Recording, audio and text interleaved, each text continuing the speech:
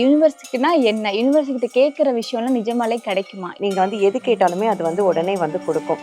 ஆனா நம்ம வந்து முழு மனசா வந்து நம்பணும். ஸோ இந்த பிரபஞ்சத்துக்கிட்ட நீங்க எது வேணா கேட்கலாம், எப்படி வேணா கேட்கலாம். ஸோ நான் எது வேணா கேட்கலாம் அப்படின்றதுக்காக நீங்க பாட்டுக்கு வந்து வாய்க்கு வந்தது எல்லாமே வந்து கேட்கக்கூடாது. நெறைய பேர் என்ன சொல்வாங்க அப்படின்னா, நான் அப்போ வந்து வீட்ல உட்காந்து நீங்க சொல்ற மெத்தட்லாம் ஃபாலோ பண்றேன். எனக்கு ஏன் வரல அப்படின்னு சொல்லிட்டு. நம்ம எதுவுமே பண்ணாம சும்மா உட்காந்துட்டு நான் வந்து ரெமெடி பண்ணா எனக்கு வந்து கிடைச்சிடும் அப்படின்னா, இது வந்து ஜீபூம்பா வேர்ல்ட் கிடையாது. அந்த மாரி மேஜிக் நடக்காது.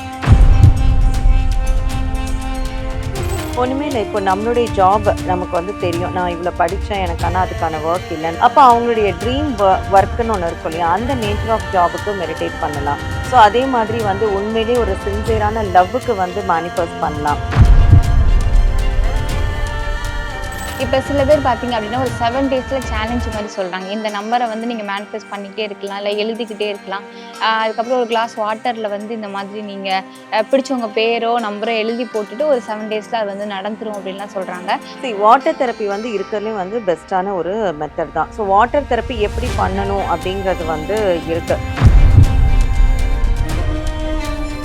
உண்மையிலேயே நம்ம நியாயமா இல்லாத விஷயங்கள கேட்கும்போது, கண்டிப்பா வந்து அது நமக்கு தான் திரும்ப வரும். இது யூனிவர்ஸ்ல மட்டும் இல்ல. ஜெனரலாவே ஒரு மனிதனா இருந்தா நம்ம வந்து நியாயமான விஷயங்கள் தான் கேட்கணும், எடுத்துக்கணும்.